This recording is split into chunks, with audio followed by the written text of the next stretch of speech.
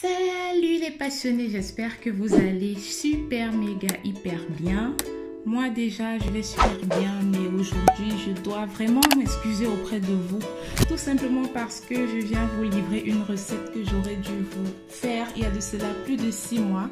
Mais ce n'est pas grave parce qu'on va déjà se rattraper aujourd'hui. Je vous dis tout simplement, on se retrouve après le jingle.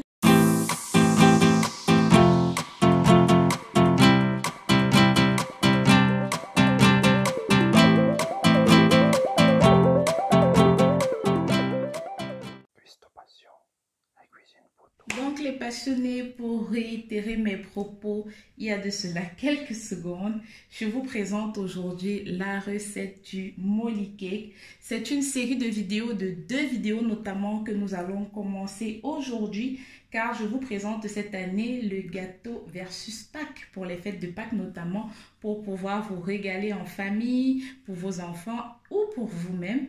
Alors, comme je disais tantôt, nous allons faire aujourd'hui un Molly Cake au chocolat. Je précise bien au chocolat. Rien que d'en parler.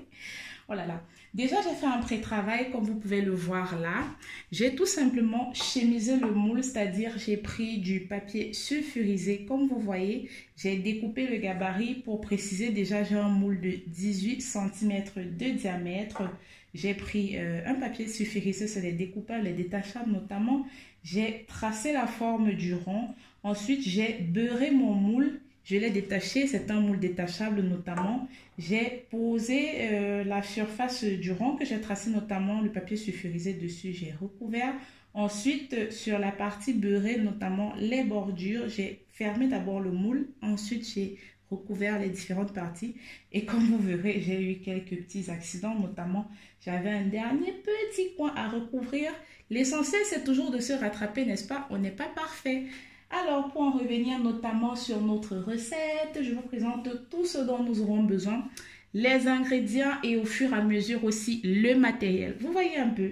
Donc, pour commencer, on aura besoin de la farine, notamment farine de blé. Vous avez vu là, j'ai mélangé farine de blé et poudre de cacao. Donc, 308 g pour la farine de blé et 70 g de poudre de cacao. Si par contre, vous ne souhaitez pas la version chocolatée et que vous souhaitez faire un Molly Cake nature, donc tout à fait normal avec peut-être un parfum, à vous de voir, vous utilisez tout simplement 386 g de farine. Donc ici également de la crème liquide entière, au moins 35% de matière grasse. Vous prenez, vous la placez bien sûr bien au frais comme vous voyez là. Je vais la remettre au frais après vous avoir présenté les ingrédients. Et là déjà elle sortait du frais, c'est pour permettre notamment de monter notre crème fouettée le plus rapidement et facilement que possible. 232 g d'œufs. Oui, donc ça correspond pour moi ici à 5 œufs, petits œufs. Je vais dire 5 petits œufs, excusez-moi. Ensuite, pour le sucre, normalement, il devait être à 386 g. Mais moi, vous savez que sur la chaîne, je ne consomme pas trop sucré. Du moins, pas si sucré que ça. Donc, je vous conseillerais, pour ma part, mais vous faites comme vous voulez, entre 250 à 300 g de sucre. Essayez un peu de tempérer, mais si vous voulez, vous pouvez laisser à 386 g. Pour terminer, 14 g de levure chimique, un petit sachet de sucre vanillé et pour ceux qui voudront une arôme à poudre en plus si vous utilisez la version nature notamment.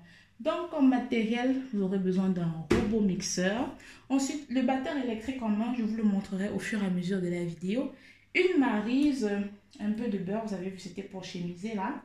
Ouais, des ciseaux, bref, une règle. Vous l'avez vu notamment lorsqu'on a chemisé le moule.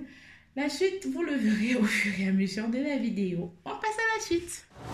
Donc les passionnés, j'ai remis notamment notre crème liquide entière au frais pour qu'elle continue d'être bien glacée. Je récupère le fouet, donc celui-ci du batteur de notre robot pâtissier notamment. On va rajouter le sucre et on va le battre. Et à ça, je rajoute également le sucre vanillé. Comme vous avez vu ce pré-travail, nous avons mélangé tous les ingrédients secs d'un côté. Pour ceux qui préféreraient, je vous conseillerais aussi de mettre votre levure à cette étape. Mais vous savez que moi, j'aime bien la rajouter toujours un peu plus tard. Donc, je le ferai entre deux lorsque nous serons presque à la fin de la préparation. Et ne surtout pas oublier avant de lancer le robot, mesdames et messieurs, s'il vous plaît, préchauffez votre four à 150 degrés. Je le dis bien. Voilà, c'est fait pour moi. Donc, on va tout simplement déposer notre robot. Voilà.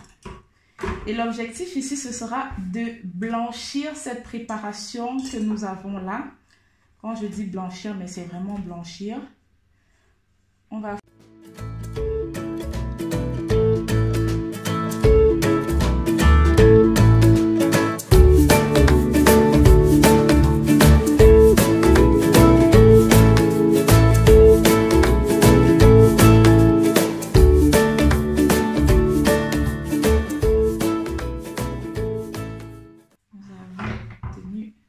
Une belle préparation. Comme vous avez vu, nous avons blanchi les œufs. Nous avons bien blanchi. Je ne sais pas si vous réussissez à remarquer. Là, je pense que oui, notamment. Ils ont bien changé de couleur. À cette étape, on va tout simplement changer la tête du robot. Et on va incorporer nos ingrédients secs. Notamment, désolé encore une fois de plus pour le bruit. Pas de choix, donc on va reverser ça. On va le faire en deux temps, donc normalement ça doit être à peu près la moitié, je pense bien. Donc je vais mettre la feuille du robot.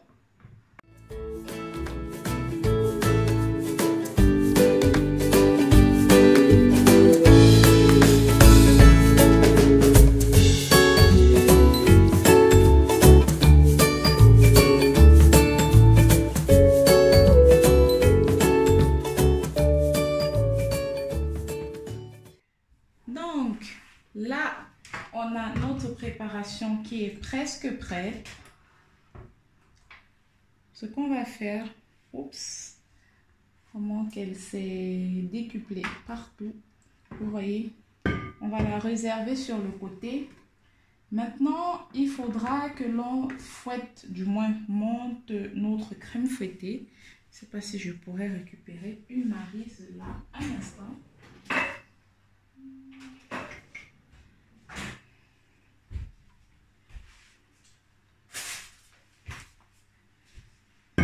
Donc, comme je disais tantôt, je vais débarrasser ceci.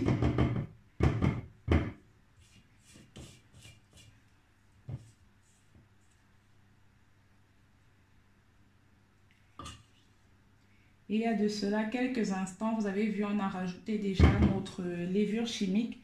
Donc, c'est pourquoi on doit un peu accélérer le move pour éviter que notre pâte ne retombe notamment.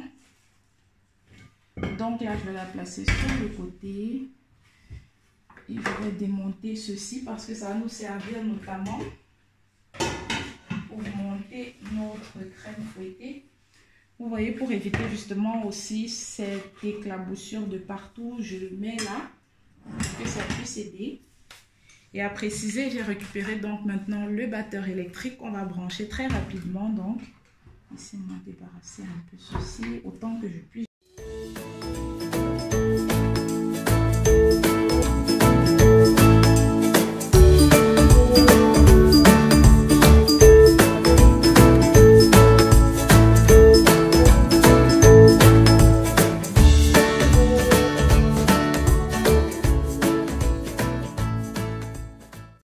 Le petit test qu'on fait toujours avec la crème fouettée, vous le connaissez, si ça ne se reverse pas ou ne se retourne pas, c'est que la préparation est bonne.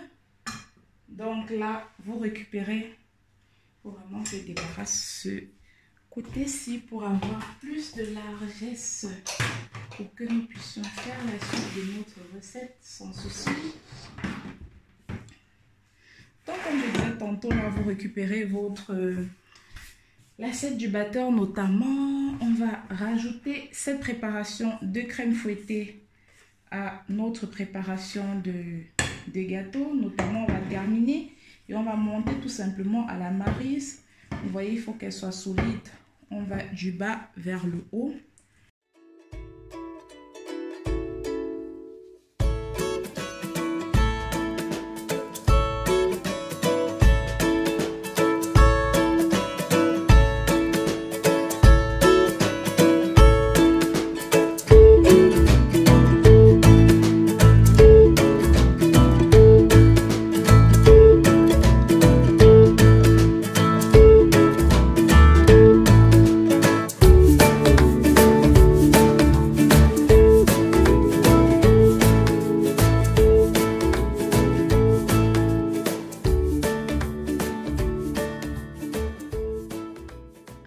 Ceci est pour moi l'étape que j'estime la plus délicate, car il faut le faire non seulement rapidement du fait que nous avons déjà rajouté notre levure un peu plus tôt, mais tout simplement parce que voilà, il faut éviter de casser le chemisage de moule que nous avons fait.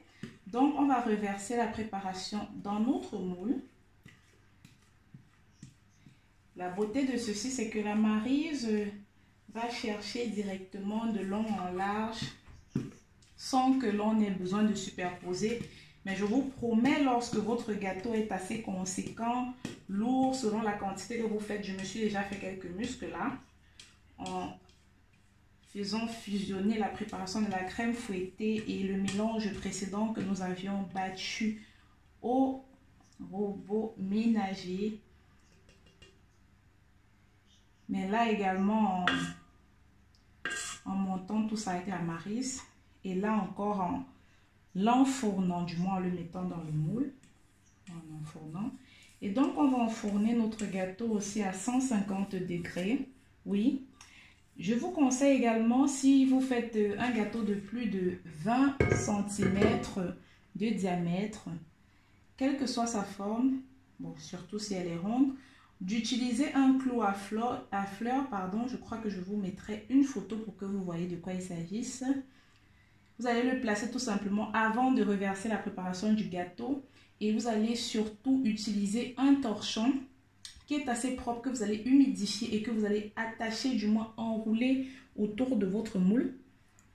Ceci permettra notamment et surtout, que ce soit pour les gâteaux, pour les molis nature ou au chocolat, d'éviter que votre gâteau ne croûte, donc ne commence à cuire tout simplement par les bords, et qu'au fur et à mesure de la cuisson, ces bordures là soient plus dures que le milieu, mais que ça puisse cuire de façon uniforme.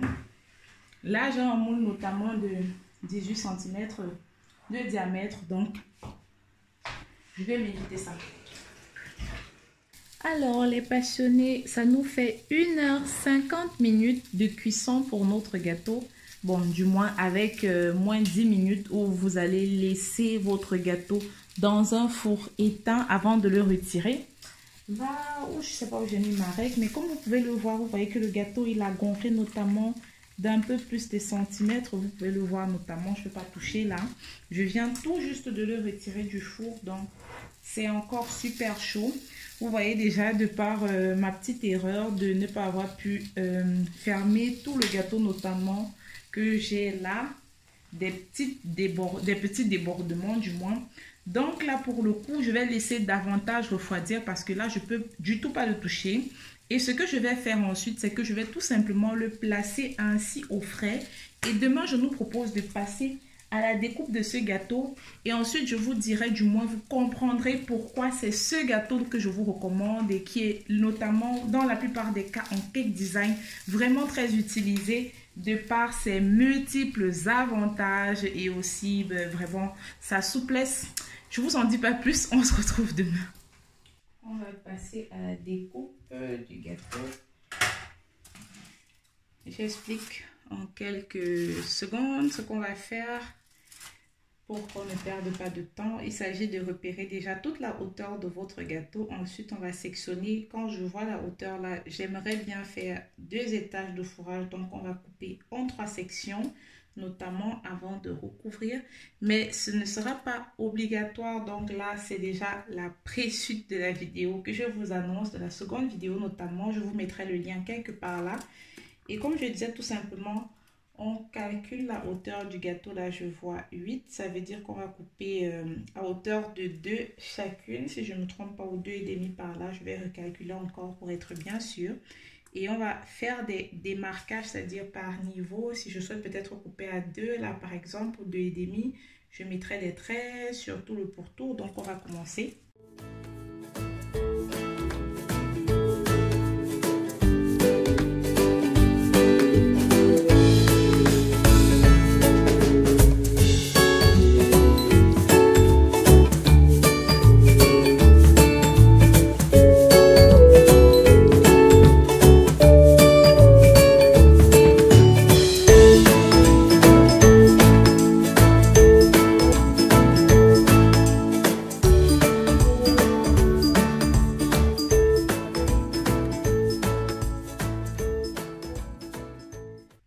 Passionnés, on a terminé la découpe de notre Molly Cake au chocolat. Donc déjà, si vous l'aurez remarqué, je vous avais promis de vous expliquer pourquoi notamment je vous ai dit que c'était l'un des meilleurs gâteaux en cake design. Si vous vous souvenez bien, on n'a pas utilisé du beurre du tout, c'est-à-dire qu'il a déjà cet aspect moins gras et surtout très léger et aéré. Mais également, vous l'aurez remarqué, nous l'avons laissé passer une nuit au frais. Ce qui n'est pas en soi obligatoire, le fait de l'avoir laissé au frais toute la nuit, c'était tout simplement parce que la suite des vidéos se tournait aujourd'hui par manque de temps de ma part. Donc, nous allons faire la suite du montage notamment tout à l'heure. Mais également parce que, comme je l'ai expliqué, lorsque vous finissez de monter votre gâteau, du moins vos gâteaux, il a cet avantage de ne pas vous prendre plus de temps parce que vous devez encore l'imbiber de sucre, de sirop de sucre notamment, pardon, pas de sucre, de sirop de sucre, je me corrige, de sirop de sucre, ce qui en soi prend moins de temps pour le montage et du coup on se prend moins la tête. Et vous aurez remarqué lors de la découpe, on a eu mes super des miettes partout, ce qui en soi prouve vraiment cet aspect vraiment très très moelleux. Je vous mets même d'ailleurs au défi de tester ce gâteau, de le réaliser et de venir me dire vraiment lorsque vous l'aurez dégusté, je crois que vous n'irez plus réaliser autre chose que celui-là. Donc, je vous dis déjà merci à vous qui avez regardé cette première partie de la vidéo. Je répète, c'est la première partie. Swipez, cliquez sur le lien que je vous mets juste là pour rejoindre la suite de l'aventure de notre montage, de notre série de vidéos de la semaine. Ce beau cadeau de Pâques que je vous apporte notamment. Et je vous répète encore, les designs, vous le verrez, c'est très très simple, facile à réaliser, mais surtout accessible pour tous. Je vous dis déjà merci à tous ceux qui ont regardé ce début de vidéo. On se retrouve dans la suivante dans quelques instants. N'oubliez pas de vous abonner, liker, partager. Mettez plein de pouces bleus. Rejoignez-nous sur Instagram, sur TikTok. Et à tout à l'heure. Ciao, ciao.